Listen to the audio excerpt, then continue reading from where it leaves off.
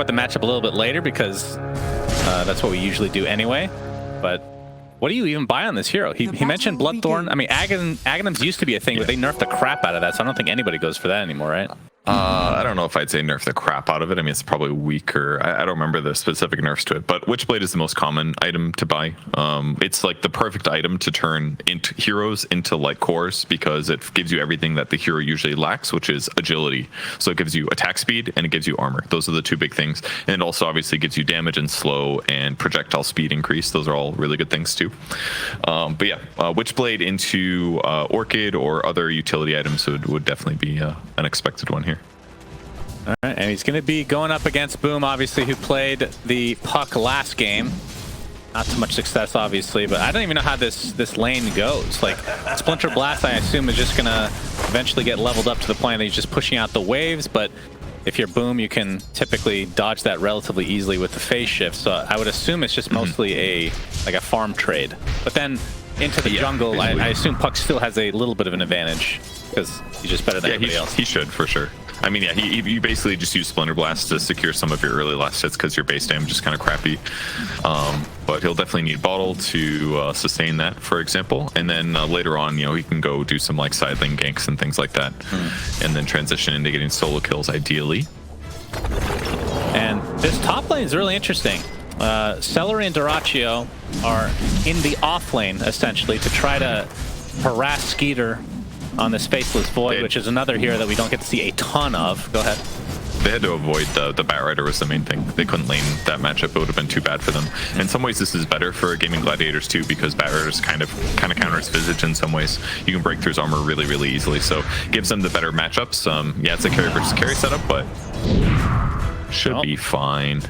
Yep, Soul Assumption is a very scary spell to go up against in any kind of lane, as Ace is going to take another one to the face, but he's going to use the Firefly with the 4 sticky Napalm stack onto Soxa, but you can see Tofu stun not able to come out, so they lose Ace, and that is first blood for 33. Soul Assumption to follow, but didn't have any stacks on it, so Tofu's going to be just fine. But I mean, 33, one of the best Visage players in the world, and showing why there. Yeah, it was nicely done. I mean, it was kind of a bit of a moment there for Ace, but yeah, the Soul Assumption cooldown is just so low, it just keeps coming back. Very difficult to for them to win that fight, unfortunately. But last hits right now looks pretty even across the board, except for Batrider. Batrider's only got 4 last hits right now. He's the one hero that's suffering big time. Yeah, and the death obviously not going to help too much in that regard. So we'll see if he's able to bounce back, or if they... I mean, do you think there's a world where you need to switch lanes eventually, or do you just stick it out there as that Batrider in the bot lane? All right. Well, thanks sticking out. Ace, yeah, he gets a kill on the 33, so nice revenge kill, if you will. That's in some ways the counter to Visage, is you just kill him instead of his support. If you're always going for the support, he gets way more soul assumptions off, but once you kill him, the rest of the fight is pretty straightforward. Yeah, this lane is a little dangerous, but yeah, the more levels he gets, the better this gets for him. Visage actually struggles a lot, usually between like levels 2 and 6, because that's the point where your opponents can kind of run you down and just kill you repeatedly, like those jug counters that we sometimes see. So once Batrider gets more skill points, his potential power level is going to go up a lot higher, whereas 3-3 is going to have to skill more points in Soul Assumption. The skill does scale okay, but I can't help but think that at least before 6, that Batrider has a lot more kill potential on Visage than the other way around. I've never heard anybody explain a power, like you said, between levels 2 and 6, he's going to have to... That's quite a big range. That's basically the whole laning stage. It is not, because level 1, you're just way stronger on Visage, because Soul Assumption's a god tier spell, right? It does like a huge amount of damage. As we're seeing, like 230 damage for 1 skill point. So, yeah. Once they get past 2 and Batrider has like a flame break to play with and more damage sources and things like that and lots of napalm, it definitely changes the lane a bit. But once they hit 6 on 3-3, then he's got familiars, and that's different again, because then your Grave Chill actually does something instead of makes your hero attack faster, which is kind of useless. Yeah, or at least slightly useless. Yep, very true. And you can see 9 in the mid lane, 22-2 versus the 32-6 of Boom. Of course, a lot of these are neutral creeps. So, I mean, if we actually look at the net worth, then it's pretty much, it's like a 200 gold advantage for Puck. So not anything major yet, but good start for Boom, who, I mean, last game I think he started off relatively well, but then got caught off guard early on, like mid laning stage, I want to say, and that kind of ruined his game. As you can see, the Starbreaker connect fully onto 33, has the Soul Assumption. He uses it on Ace before he dies, as Ace, that last right click from Soxa is enough, so it's a trade of both respective position 3s. And that's 2 games in a row now that Sox has gone tree grab. Again, a lot of Tinies just skip that ability and they say, screw it, I want as many points in Avalanche and Toss as possible to upgrade my damage and everything, but that slow got him the kill there. Yeah, top lane, a good rotation from Boom, a good sleep setup from Celery. That's the first coil of the game, as they are able to clean up Skiter relatively easily. And this is Skiter last game on the Bloodseeker did not get, it felt like, pushed out of lane at any point in the laning stage. So this is a much better start for Gaiman for game number 2. Yeah, this one's very different, actually. In some ways, maybe this is what was so cool about the Gladiators draft, that they had Puck first phase. They picked Batrider and their opponents say, okay, we'll pick Void to counter it. But then they're like, oh shit, Puck counters Void really good for quite a long period of time. And that's why that rotation was so powerful. Dream Coil against Faceless Void is going to be really, really nasty to deal with for Skiter. So if they get a lot of successful rotations against him, it really could upend the tempo of the game in a big way.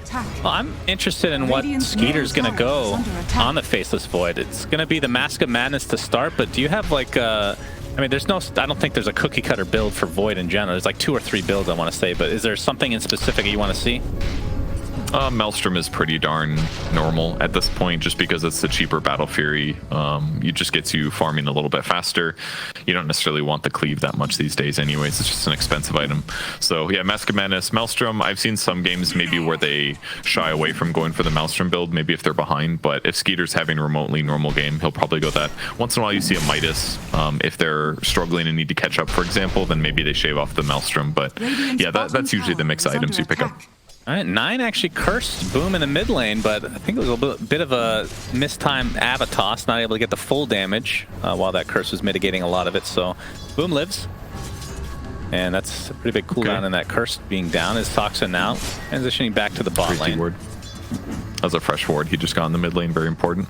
Juicy. Yeah, I mean, losing Winter's Curse is not the end of the world. It would have been really nice for 9, obviously, to get a kill. But it's not exactly like an ability that's super, super easy to take to a lane and pick up a kill on a side laner. Speaking of side laning, though, 3-3 kind of feeling zoned from the lane now. Batrider's kind of controlling it. He's got Boots, Windlace, 3 points Napalm, 2 Firefly, and he doesn't quite have 6. Once he has 6, he can actually contest the lane against Batrider, but for now, 3-3 definitely struggling. Can you do me a favor, and next time there's a nice play and you're describing it, can you just describe it as a juicy play? Yeah. All right. I'd really love to hear the deadpan delivery. It's a juicy last hit we just saw. Radiant are scanning. I don't know why. Oh, there's another juicy last hit. Just this monotone delivery is so good, actually. I wish I could pull that off. Unfortunately, don't have the skill that you do in the ASMR department. As you can see, the coil only onto the Tiny right now as Celery gets off the brain step. He's horribly outnumbered, and we were brought down pretty swiftly. Here's 15 seconds on the deck for him. And good rotations. They needed to cover him at the. There were some of the water runes they weren't able to get there to help 9 out. So rotating in now is great for him because he does need the Witchblade probably to be really nasty in terms of ganks. 33. He's got those familiars online now. He's just gonna harass the crap out of Ace. Get a couple nice stuns. Sox is coming in from the other side as well, but the Firefly still has a quite big duration left. Snake King is here as well with a Thunderbolt to try to get some vision, but looks like Ace is going to dodge everything outright. So nicely done from him, but now pressure onto the tier 1. Yep, ran absolute max distance, so the rotation doesn't work. The supports are getting a little underleveled on the Tundra side. That could hurt them, certainly. Tiny, probably not too worried about it, but for Zeus it can matter, definitely. Once he gets 6 and starts stealing some kills, maybe it'll change things up. Skeeter is able to pick up his Morbid Mask now, which is a very juicy item, and he's going to use that to jungle now. God, that sounds so good. It really suits you well. You should put that as make that part of your brand going forward, I think. My vernacular, yeah. I'll add that into the old lexicon. Sounds good. As we're trying to pressure this tier 1 tower, but it's not going to be. And then top lane we saw a slight smoke, but Boom not able to find anybody in the end. Has his coil available and Skeeter into the trees. And he's hanging out. Yeah. I might go for a chrono. Tower is under attack. And it's possible they can TP into this tier 1 as Dyrachyo is now forcing that fortification. He's level 8 right now, top net worth in the game, has the armlet, which is about 2 minutes faster than the average, which you saw in that stat. So he's having himself a great start to this game. Yeah, kind of interesting that Skiter played top. Maybe he knows that if he goes into the jungle that he's also going to get pressured and ganked. So this was a nice midway point. He hangs out top in case their team sees an opportunity to fight. But if not, whatever. He doesn't lose that much ultimately. So a little tougher of a time for him is now where it's not the greatest. But it is still a good hero for him. And they have a good moment to potentially dive and pressure mid tier 1 as well. And you can see the 2-level advantage right now between the position 1s. So this kind of switch up of lanes has really worked out well for Gaming Gladiators, at least from that department. And I mean, I assume after the armlet and phase boots, we're going to see probably a blink, maybe a fast BKB. But considering they don't really have a blink hero, I mean, they have Puck, but I'm not sure how fast he wants to go for it. It'll probably be the Deso build. Minus Armor is actually quite good against Faceless Void in almost all cases because he doesn't build that many agility items and he lures his armor. So it's actually that part of the matchup is really good for the Wraith King versus the Void. Almost all Deso builds beat him, at least in the mid game. So and it's also quite good against Zeus too. And so if he goes like Blink Deso like the normal Wraith King build, this could be a really good game for Dyrachyo. And you can see Skeeter still not able to finish the Mask of Madness as of yet. It'll still be a couple hundred away. So he has been, his growth has been stinted, to say the least. Stunted. Man, my vocabulary today is just awful. Isn't there like a heart stint or something? Is that like a medical term? Yeah, I'm probably just thinking about my heart attack in the future. I'll need that. As 9 in the jungle now, has his Witchblade. And we'll see how they want to play this. I mean, we talked about it last game, how these BKBs kind of line up for both teams. And I mean, from this side, like, Wyvern doesn't buy BKB. This is a position 4 tiny. Visage doesn't buy BKB. It's really just the Void. As a hammer with the coil combo is enough to take out Soxa, but on the other side, Celery gets taken out by 9, so support for support. Oh, Skeeter just barely the Chronosphere on the tip, as they say, the curse to follow. And the Solar Guardian is coming in. It's not quite enough to save. Boom. So a good kill for Tundra. As Ace is coming in, though, has the Firefly available, and the curse being down already means that 9 is likely to die. And I think that's actually the first lasso we've seen all game, which from Batrider perspective is not... I mean, he obviously got... It's fine. He got stunted in his lane. He did. No, he's been doing really good, actually. So maybe it's the first lasso, but it's not exactly like an indication of like the hero being played bad or anything. The only person that made a major mistake there was probably 9 getting overly aggressive across the river there. Their kill mid was great. Rotation from Skeeter there to get the Chronosphere. 9 didn't have Arctic Burn in this moment because he'd used it to kill Bane. So actually getting this kill took a little more effort than expected, but it was a nice play. By him to get it. It just he stayed way too long across the river. If that Solar Guardian came in like a second earlier, he might have lived. That was really close. But they do get the turnaround kill on the 9, so it's not going to be as favorable as it was last game at the very least. His 33, he's going to get caught out in the bot lane. And Snake King. Oh, the grip is just in range, but the instant cancel from Soxa. Look like Boom wants to dive any further, but Gaming Gladiators with a 1K lead. And they're looking more like from diving. What's that? He's learned his lesson from diving Zeus's in the last game. Yes. A little bit dangerous. That is true. But yeah, caught him with the grip, but the instant avalanche interruption makes it a bit of a bummer. But game's still very even. Dyrachyo's still on top. He's building towards Deso now. So his ability to kill towers is going to be very powerful. He only needs one more Mythril Hammer and he'll have it. Ooh. He's going to TP towards the top lane to go farm that out. So 9 obviously has the Witchblade like we talked about. He's going for Boots of Travel next. And he actually has Ags queued up. So I was talking some shit about this. When I said it was nerfed, it was like a year ago. It was when everybody was buying it like all the time. And then it got, I can't remember what the exact nerf was. I don't think they nerfed the Ags. I think they nerfed Wyvern ulti is what happened. Radiant's middle tower They nerfed the ulti so that it doesn't do full duration unless you have enemies near you. or you know, when you ulti somebody, he has to have creeps or heroes near him to make the filtration. Because before you could basically just solo kill anybody with Orchid, because you just ulti them, you do your full combo, you kill the one guy, and he's stunned for 4.5 to 5 seconds. You know, it's a huge amount of stun duration. Now it only being halved or whatever is you can't get solo kills as reliably, so you can't snowball as hard. But he's basically playing it the same way he used to. Witchblade, Boots of Travel increases movement speed, then he buys Ags. Ags increases your movement speed by 25%, so it's amazing with BOTs. And then he gets to play like tree lines and get these solo pickoffs. Just he won't be able to rely on his ulti quite as much. Celery is going to get some backup here from Dyrachyo. Gets off the Wraithfire Blast. Snake King getting some nice vision with the Thunder Gods. And that's just going to break things up. Yeah, I think you're right. I don't think it was a direct nerf, now that I think about it, to the Ags itself. Is we're going to see the Avatos, but the stun coming out from Tofu and the heal. Starbreaker on top. Soxa is dead. And there's the coil. And remember, this is a position 2 Wyvern, so a very nice kill and juicy, as Purge would say, onto 9, but they're not able to find him yet because Skeeter's in the area. He gets off that Chronosphere, but he gets his teammate inside as well. And Flamebreak brings 9 back out, but he's going to tick down finally to the Flamebreak. Lasso onto Skeeter. He's going to time-lapse a lot of that away as Boom now on the run, but the right clicks will be enough. So in the end, it's a 2-for-1 as Ace. And the drums are popped. Soul Assumption to follow. Sleep onto one of the Gargoyles. Flamebreak to follow, but Ace with that Soul Assumption. Nice turnaround kill from Tundra, but 2 for 2. And Shannon, did you see that juicy Chronosphere? I did. That was very good. It was very juicy. I mean, 9 was pretty much screwed no matter what, so maybe it like made it easier for him to die or whatever. Great Solar Guardian. I haven't seen like an amazing turnaround play with Dawnbreaker in a bit. It feels like the hero's ulti has been a little bit less effective, but that one was like absolutely perfect. You get that 4 position kill, you get to turn on 9, and yeah, he had to get Chronosphere potentially, but it was a good jump to save him a little bit here. I mean, to be fair, if he doesn't chrono him here, he lives. So he did actually get him killed. Yeah, it's almost worked out and got the puck killed at the start, but just took a little bit of doing. They eventually work him down.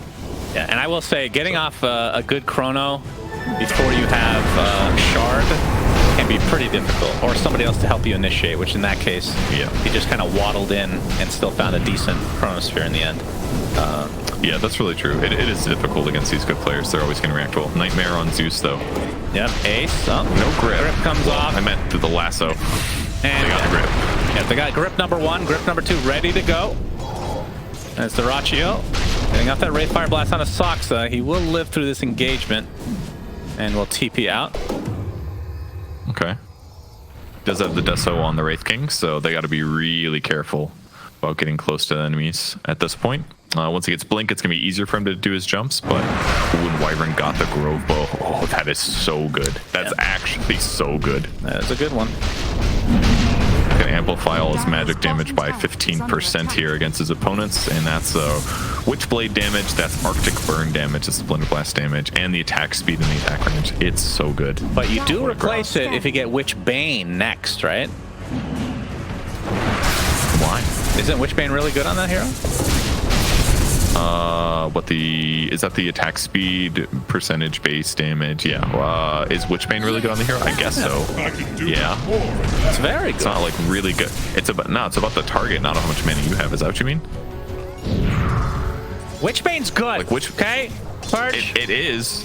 But it's good on Wyvern. Legit might keep Growbow. The replacement to Growbow is like Quiver. If he gets a Quiver, sure, he might swap it out. Ice Frog's watching. Maybe he's gonna put Witchbane in. Okay. And we're gonna see. Witchbane's only good against like Puck this game, basically. And maybe like Batrider a bit. It's very good. Everybody else doesn't have that much. And we're gonna see a smoke now from Tundra, as we can all agree that I'm correct here. Witchbane is not juicy. Oh, we're gonna see the Avatos from Soxa, and that's gonna be a super quick kill on the seller, who's gonna be more than happy to tank that gank. With the Wraith. Yes, yes. Oh, he's gonna go try for kill bomb.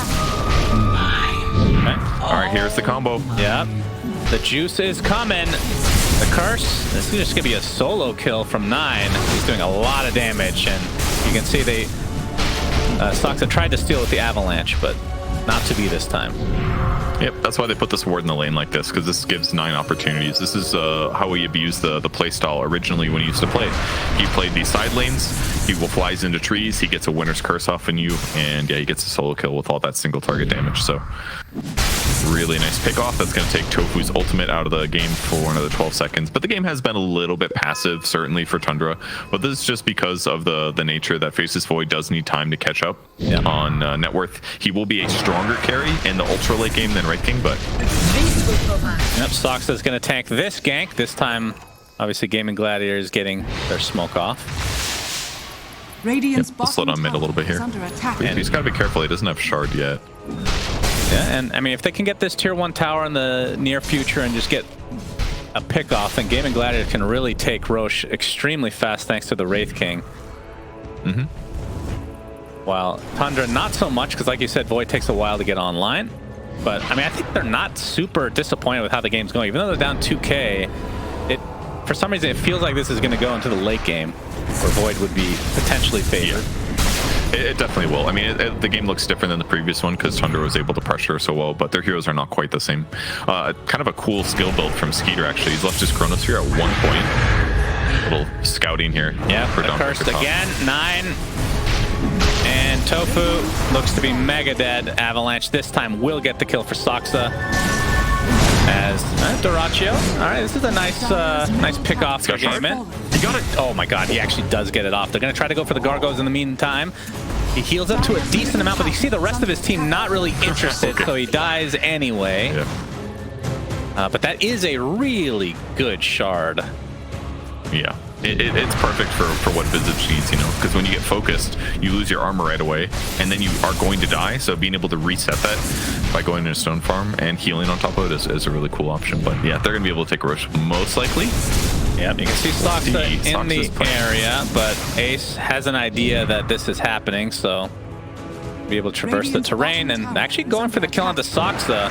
He gets the blink off. Good blink. And I mean, Ace is pretty speedy.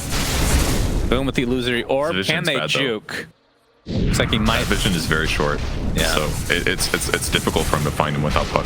And while this is happening, Aegis is going to be taken for Doraccio in all likelihood. Roshan has fallen. And by that I mean boom, of course. It's a good chase. He legit almost kept finding Soxa, but yeah, Aegis gets grabbed. Great for Boom. That way, if he makes any mistakes when initiating, he can keep going. He can get Chronosphered as well and be able to play on the fight. That's really good. He can get Winter's Curse, so it's gonna be a lot harder for him to get taken out in the next fight. So I wouldn't be surprised to see Tundra be a little bit careful.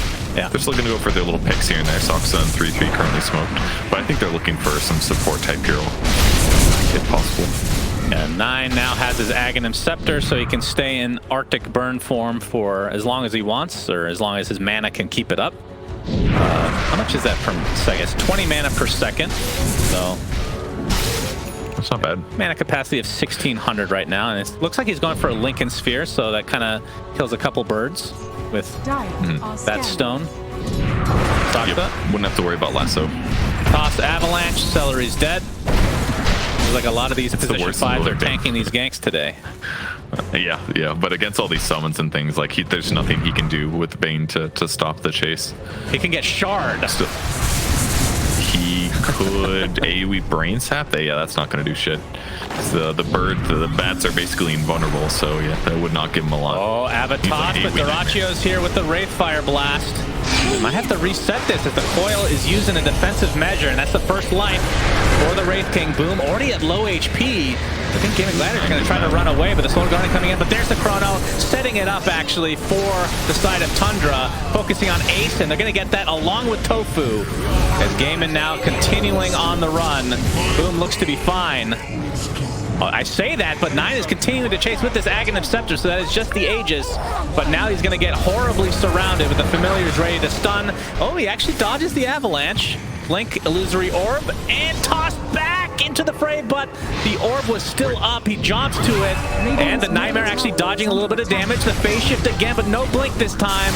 And in the end, Snake King is able to net himself a very valuable kill, as you can see Celery just in a very sad state of affairs. Oh, he wanted. Yeah, a little bit cocky there, but okay. 9 does find the kill in the end, and that is a big fight for Tundra. They take out the Aegis, full team wipe, and I don't think they lost anybody here. Wow. Yeah, I don't think so. I mean, they engaged the entire fight perfectly. Like, they won on Soxa. Soxa easily survived with this super high armor. He's the one hero that Wraithen can't kill very easily. And then they layered the Winter's Curse. Oh, Avatar, Soxa.